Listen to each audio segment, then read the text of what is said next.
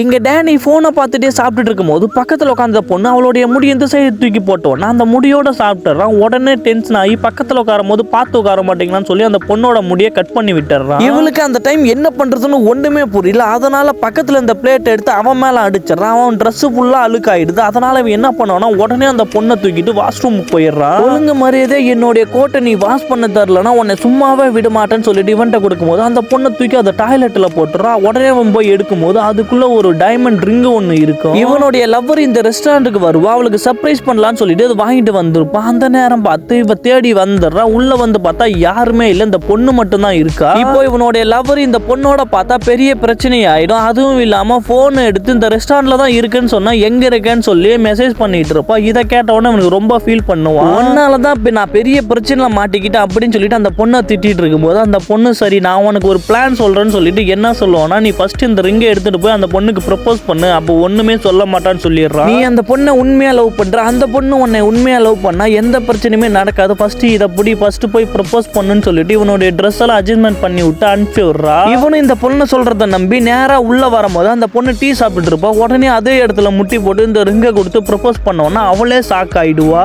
ஆனா அப்பதான் ஒரு ட்விஸ்ட் நடக்கும். இவ்வளவு நாள் என்ன லவ் பண்ணிட்டு இப்போ இந்த பொண்ணுக்கு ப்ரப்போஸ் பண்ணிட்டு இருக்கான்னு சொல்லி வந்து பேசணும்னா இவளுக்கு என்ன பண்றதுன்னு ஒண்ணுமே புரியாது. அவ உடனே வந்து இவங்கிட்ட இந்த ரிங்கை வாங்கிப்பா. இவ்வளவு நாளா என்னை லவ் பண்ணி ஏமாத்தினேன்னு சொல்லி இந்த பொண்ணு கேட்டுட்டு இருப்பா. அந்த பொண்ணு அவன் பண்ணதுக்காக பழி வாங்கிடுவா. அந்த நேரம் பார்த்து வெளியில இருந்து வந்த ஒருத்தன் அந்த பொண்ணு ஹக் பண்ணி கிஸ் பண்றான். அப்பதான் தெரியுது இந்த பொண்ணுக்கு ஆல்ரெடி ஒரு பாய் ஃப்ரெண்ட் இருக்கான்னு.